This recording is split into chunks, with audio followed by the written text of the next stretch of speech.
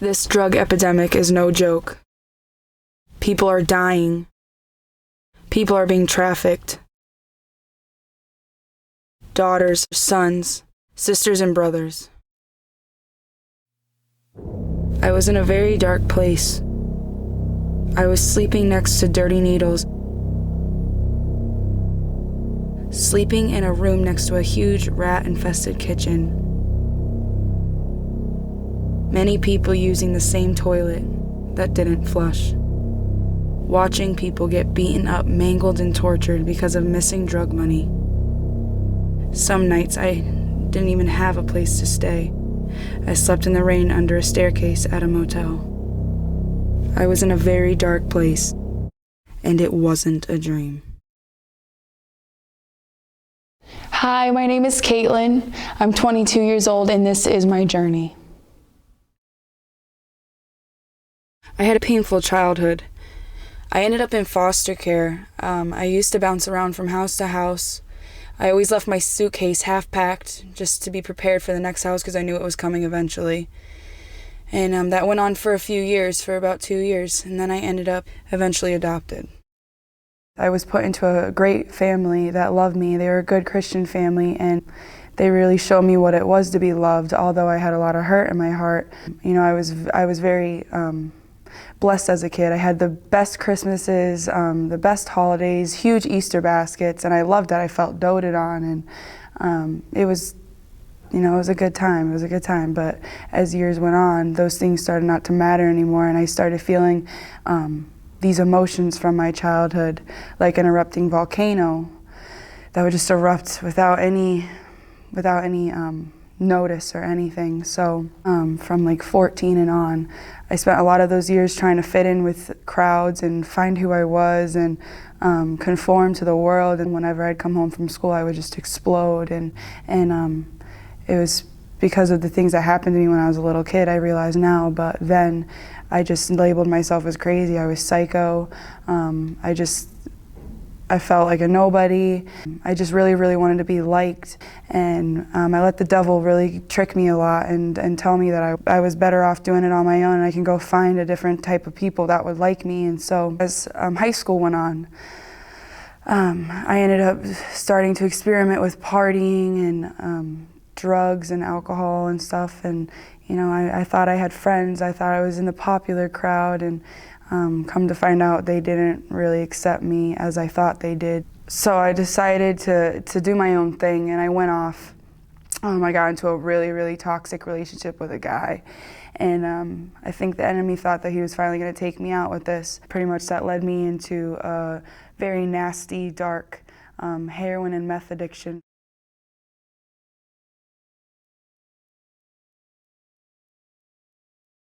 In the beginning of it all, I wasn't into the drugs yet. I kind of just followed that crowd around, but when I first started to start this whole thing, I just looked at all these people and their circumstances and the living all around me, and I thought, these people are miserable. Oh my gosh, like every day is just a constant cycle. They wake up, they go for it, they go out and look and they get it, and then they go back out, they wake up sick, and it's just a cycle, and they look in like just captive, and it looked horrible, and just the circumstances around them were so dirty. It was so dirty. They didn't care. They cared about one thing and one thing only. And within months, I became that too.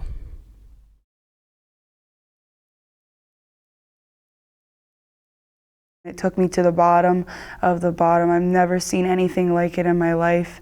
You know, I just saw some of the worst things, people overdosing, just the darkness of it all, people that just hate each other. They're only in it for to feed themselves, to be selfish, and it was just really horrible. And there I really had no friends, but I was so enwrapped in the drug, and it had full control over me. I was like a puppet with strings attached to it. And since I had so many holes from when I was a kid, you know, the guy really filled it, and I was just like in a Bonnie and Clyde relationship. I was getting really tired. I was getting really tired of the run, of running from cops, of just the run in general, trying to get the drug. It was a constant cycle. Get it, black out, get back up, get it again, be dope sick within that time frame.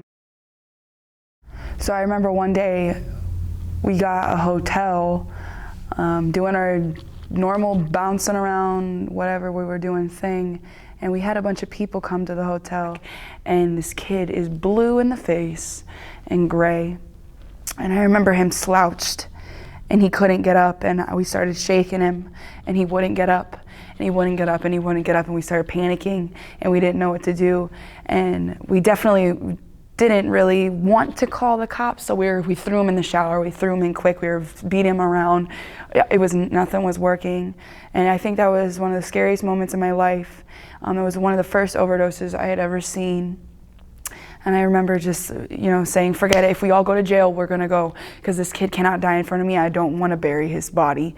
I don't know what to do. And I got on the phone and I called, and luckily they were able to revive him. But I just remember the feeling inside, the straight fear that came into me. After a bit of time though, it kind of became a daily thing. Sadly, your emotions stopped jumping in that quick, and you started realizing, okay, if this person's gonna die, it's gonna die, because it became so usual and so everyday that people OD that it just happens. It's part of the lifestyle. If you OD, you OD. If you make it out, you make it out. If you die, you die.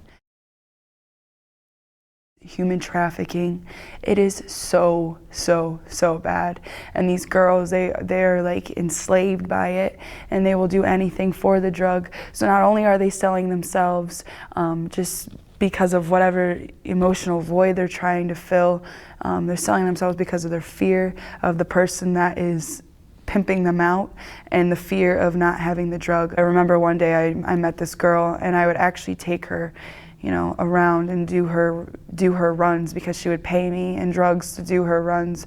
And I just remember one day looking at her and I said, why don't you ever want to stop doing this? And she said, because she literally took on this lifestyle. She said, it's because it's my life, and this is what I do. She considered the man that sells her as her master, and besides that, there was a fear in her, and she knew that if she ran away from the guy that was selling her, she would die. So that's a lot of what I come across too. It's very dark. Nobody is for anybody there. They are all against you. It's every man for himself. It's like survival of the fittest. Everyone's a savage, and they'll do whatever they'll do to get it. They'll kill whoever they'll kill. They'll get whoever they want to get killed, and that's just how it goes. It's the darkest thing you'll ever get involved in, and it comes out quick, the darkest of the darkest. It doesn't take very long for you to start to enter into these things and start to see them for yourself. It becomes a lifestyle very quick, and it's just the more you go into it, the more dangers you set yourself up in. A lot of the people I knew went missing, so I remember meeting this one girl that I was involved in this with, and she pretty much dropped off the face of the earth. She was in 2 relationships at once, and there was also meth involved. Meth is very prominent now. It's cheap and it's easy.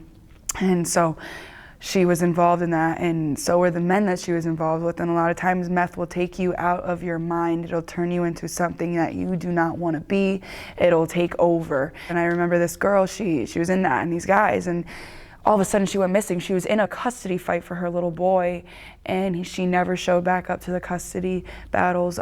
She was gone. No one could find her. There was missing signs out for her everywhere, and even one of the guys she was involved with, he was gone too, and no one could find them. It's very dangerous and dark, and a lot of these people that enter into it don't really understand what they're getting into. I sure as heck did not. It's no game. It's no joke, and it's really dark. And it's the devil's playground. Your whole life at that point is the devil's playground, and he will do anything to take you out, and he uses the worst of the worst to do it too. There's a lot of cartel out there, and they all come from over the Mexican border and then up California, up to Oregon, and even to Washington, and they're very prominent over there. Pretty much all of them are the cartel, the Latin Kings. They also have people called the Vagos. And my dealer, my supplier, he was straight cartel. He would go all the time from Oregon over the Cali border, and he would pick up, and he had a lot of people, and he was a scary looking dude, and I wouldn't mess with him. They have tons of people that they associate with, tons of other cartel. Their family members pretty much are all in the cartel, so they will get you killed faster than you can think. So the guy I was with was very reckless with how he used, and a lot of the times he would use excess amount than he needed to. A lot of the times he would mix benzos with the heroin, which will definitely put you at risk of death. They both lower your respiratory system so much that they can kill you, like an overdose.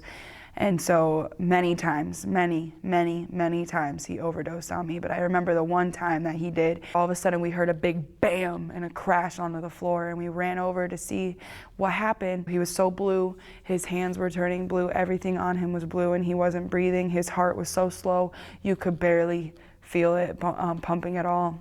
And about 6 of us all ran over at once at this house, and we all picked him up and we dragged him into the bathroom. And he started going in and out, in and out, in and out. And there was a point where he actually went out, and we threw him into a bathtub.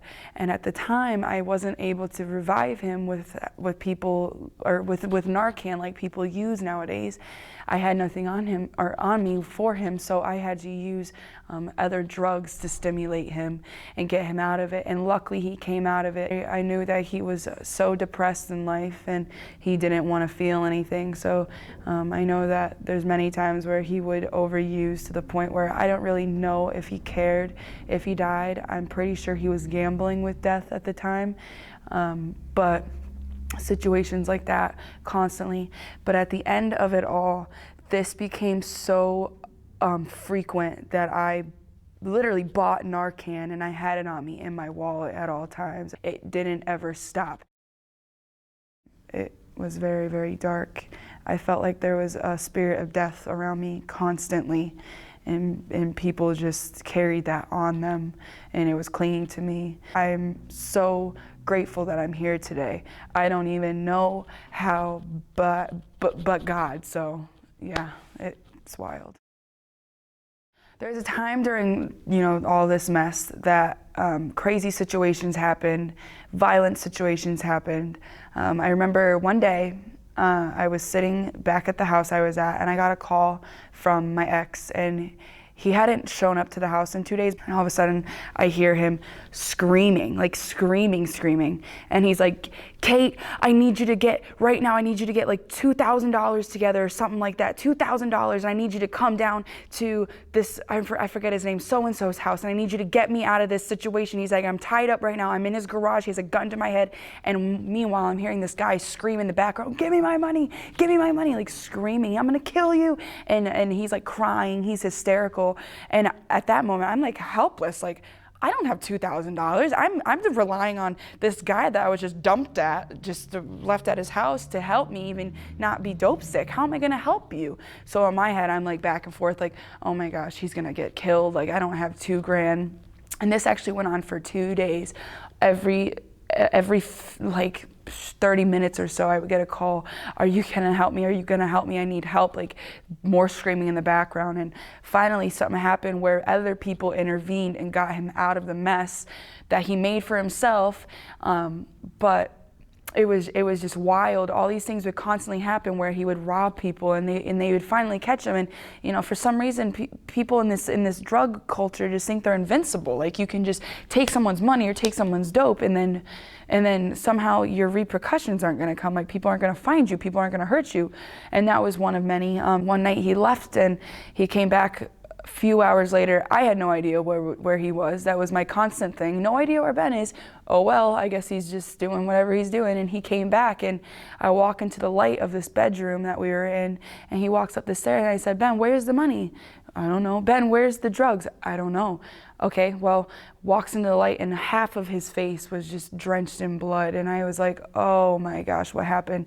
So he got set up, and he was invited to this house to help this girl and go in on something with her, and she had many people there. I don't remember the exact number. I think it was like 3 actually, big buff dudes there that were friends with her, and they tied him up. They took him into the garage and took a very big taser baton. They're like that big, and they tase, and at one end they have barbs on them, and hit him in the face and kicked him and put him on the ground and just hit him and tased him everywhere, all over his body. And he came back, and he was in shock, and he was bloody, and he had cuts everywhere. He has scars on his face, and and he would have these seizures afterwards, constant like epileptic seizures at night.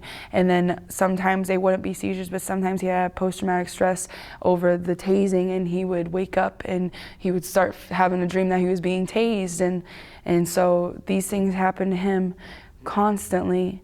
People would constantly kick us out of where we were living. We would fight all the time over these situations, these robberies, these drug problems, and it was just a constant dramatic situation every single day. When the situation with the tasing and all that happened, the girl that he actually did this offense towards, she spared my life.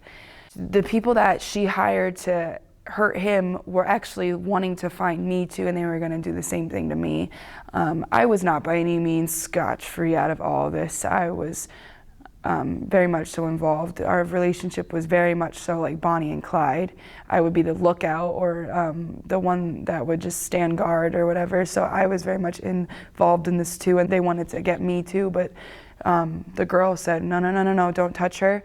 I just want him to have enough beating so that he will know that he messed up and to not do it again. So she spared my life in many circumstances, even the guy that tried to kill him with the gun. These people never came after me. And to this day, I can say that it was a protection of God over my life, because I don't even know. It was a two-person effort. It wasn't just him, but both of those circumstances, God saved my life.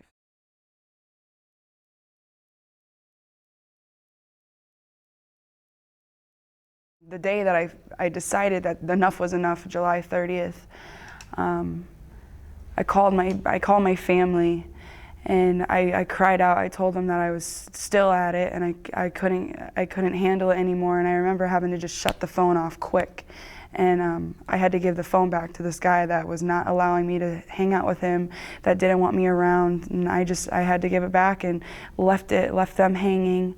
I went to a gas station.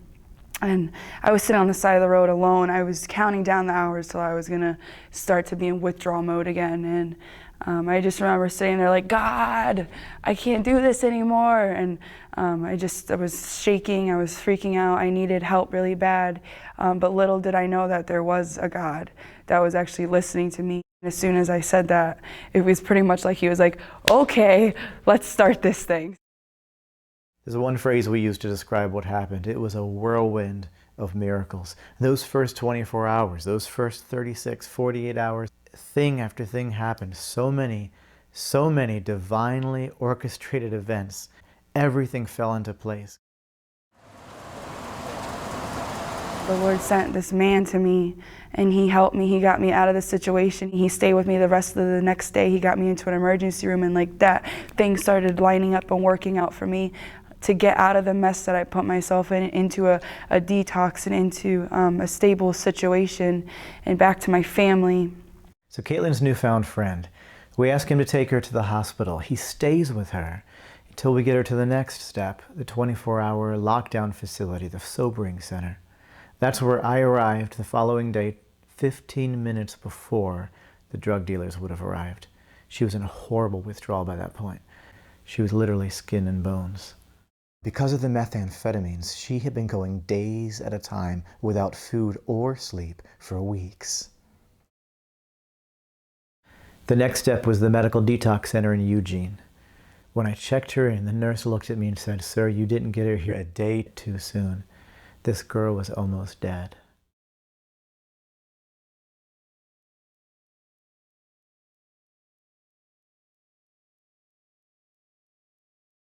Five days later, when she was done with the medical detox, we decided to go down to Bethel Church.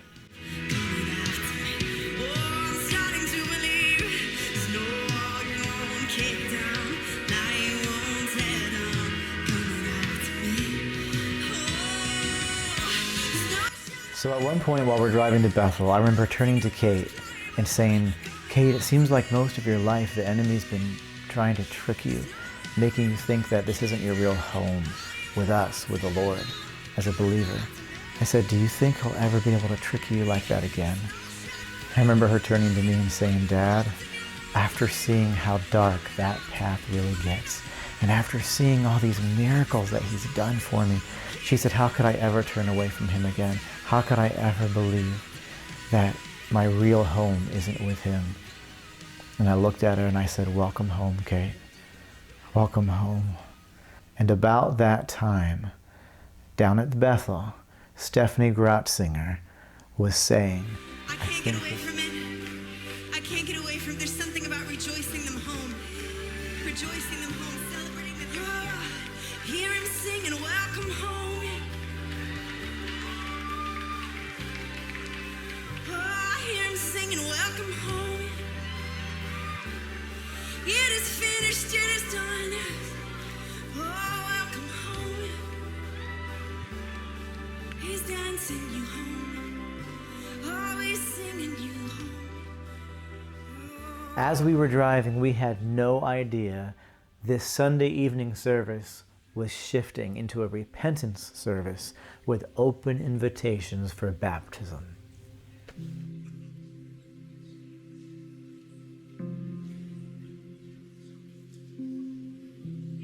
Can't sing enough about your love tonight. I can't sing enough about your love tonight. I can't sing enough about your love tonight.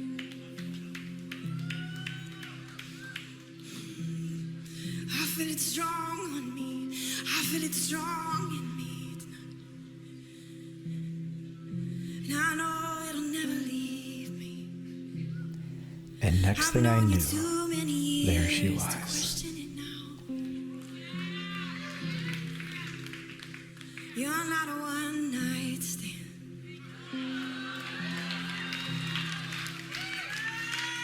You're not a man or a woman that you should lie.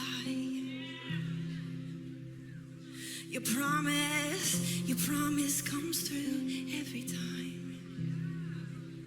Whether it looks like what I thought it would look like, every time, every time. Your love, your love, your love, your love, I can't sing enough. Just begin to tell him about his love, what it's done for you tonight. How it drew you out and pulled you up and set your feet upon a rock and held you and covered you and told you what you were worth. Yes.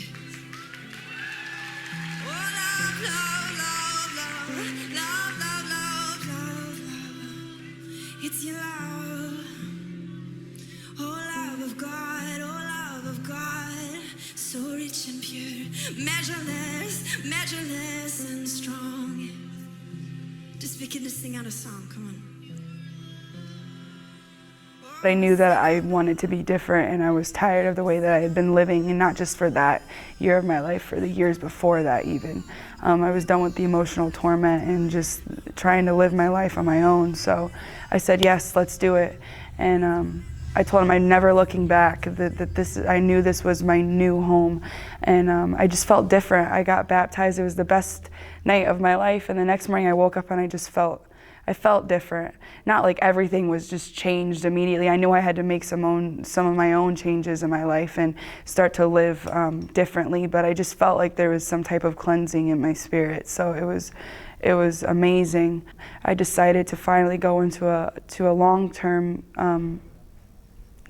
program for help to overcome this thing, but not only to overcome the drug and alcohol, but to also overcome the feeling of needing to fill a void in my life, the feeling of all these things that happened to me when I was a little girl, also to become stable in my mind and be able to live my life sober and just sober-minded and just structured and disciplined and productive.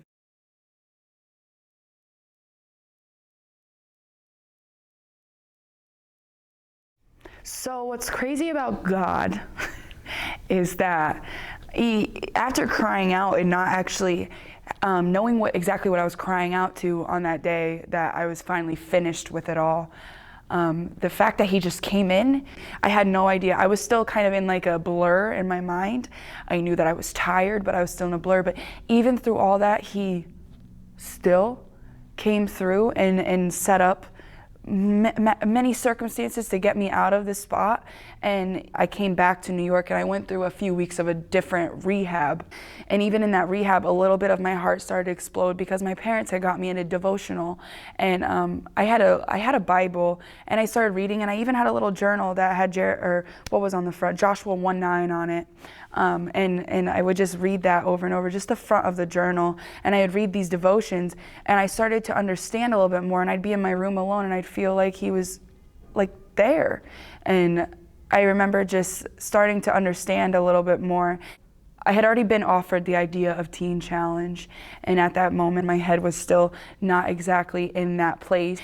But as I started going on and started to understand more, I said, no, I do want Teen Challenge, I think I want this because I'm starting to realize that my heart's starting to change through this word I'm reading. These classes that they're giving me aren't helping me, it's this word. So maybe Teen Challenge is the right way to go.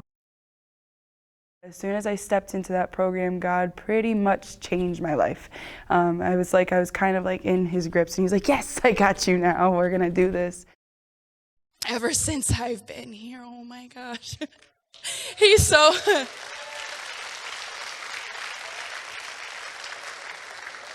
He's so amazing. He's given me joy that I can't explain. I used to be miserable. All my happiness was circumstantial by the things I had, the things I wanted that I was given. I have joy in every day now. I have to rebuke the devil constantly because he wants to come at me with that anger stuff. I'm like, nah, get out of here. I ain't got time for you. So he's given me joy. He's just basked me in love that I can't explain. I know what a relationship is now, so it's amazing. This place is amazing, and so is Jesus. So. I remember the first day I fully encountered him, and we were listening. Every morning we do worship, and we were listening to this song by House Fires. It's called This Love, and it goes, this love is an everyday kind of love. And at that moment, I just started crying and crying and crying and crying, and I couldn't stop. And it wasn't even like an emotional cry. It was just like a cry. I was crying so hard, my eyes were rashing up. I was like, oh my gosh, I can't stop crying. But it was like, that's where everything kind of changed on me for the better. Since being there, it's been so amazing. I've definitely been able to consecrate my life on the Word of God and apply that to my own life and start to live a fruitful life and start to learn how to love and love myself and love other people and not try to fit in. It also says in the Word that we weren't even meant to fit in, that we're supposed to be a light. We're supposed to go into the dark places and be a light to these people. So I've definitely been learning that since I've been there. I've been just basked in the reckless love of God, and that's like my favorite song right now too, so that's like my anthem. But it's been really, really amazing. He's transformed me. I'm so excited for what else the Lord has in store for me, and I'm never looking back.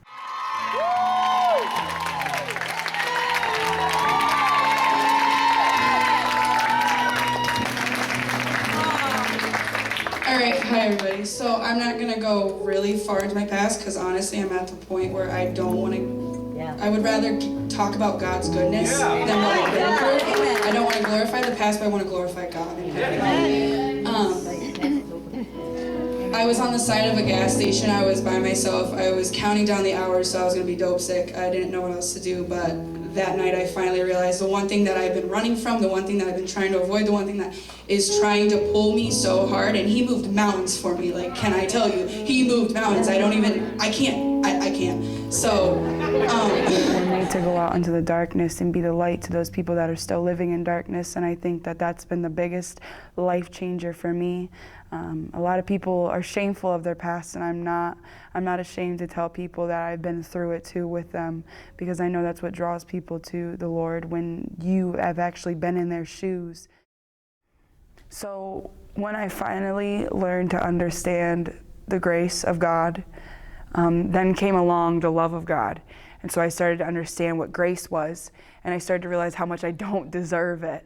And then I started realizing that love is selfless, in that he showed his love and through that grace by what he did on the cross for all of us. And so once I started to understand the concept of that and how much he actually loves me personally and what he did to get me out of my situation personally, I started to be able to be grateful, and I started to be able to love other people. And once I became grateful for what he did and for the people around me and for what was going on around me and for where I was in life, I started to be able to be grateful in for like people that I come in contact with and people that I see on the daily, and I started to be able to love them even more. So these people out in the world that I'm able to come in contact with, and even the people I live with, my family, everybody I see, I'm able to love them on a deeper level because I understand the love that's been shown to me, and I understand the love that he shows to me, he shows to everybody else, and he doesn't pick favorites. So I'm still working through this process.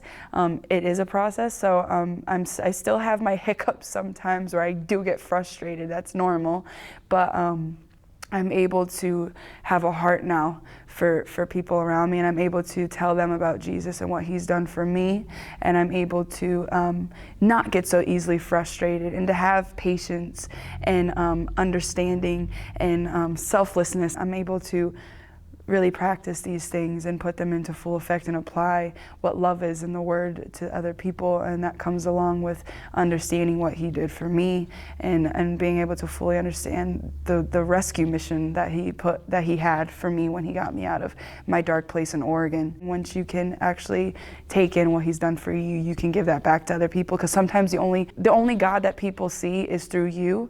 So you got to live out the Word, and the Word says to love. I really have a heart for missions too, you know. I just, anywhere that he puts me, I want to be of full use, and I just want this experience. I want to go deeper. I want a deeper understanding, and with that, I have a fire inside for it. Even as I wait, you coming close.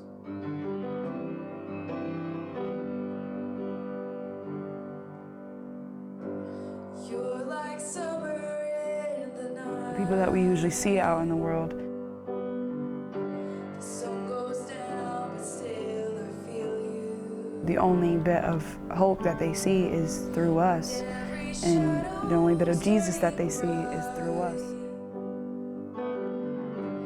Every broken heart. We have these opportunities to be one-on-one with these people we see in the world and tell them that there is hope and that Jesus is living and he can help you.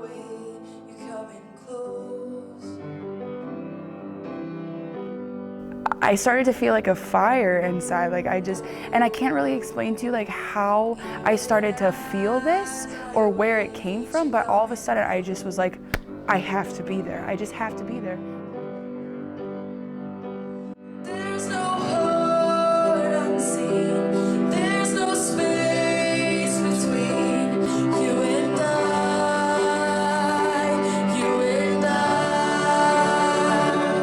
You are closer than the very oxygen I'm breathing in. Oh, I breathe you in. You are It was tragic what Kate went through. It was horrifying not knowing if we would ever see her again. But today, Caitlin can reach people that many of us would have a much more difficult time reaching.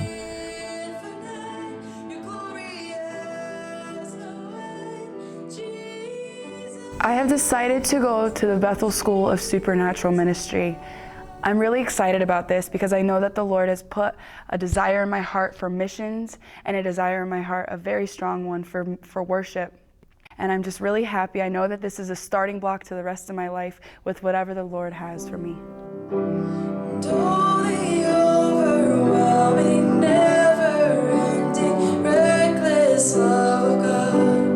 Oh, it chases me down, fights till I'm found, leaves the 99, and I couldn't earn it, and I don't deserve it. Still, you give yourself away. Snow shadow, you will light up, mountain you will climb up, coming after me. Snow you won't kick down, lie you won't tear down, coming after me. Oh, There are people who are believers today. There are people who are clean today because Caitlin has talked to them. This has not been for nothing. This girl is making a difference. I think we need to come together and start doing this thing and just go and just go and just go and just embrace people and love them.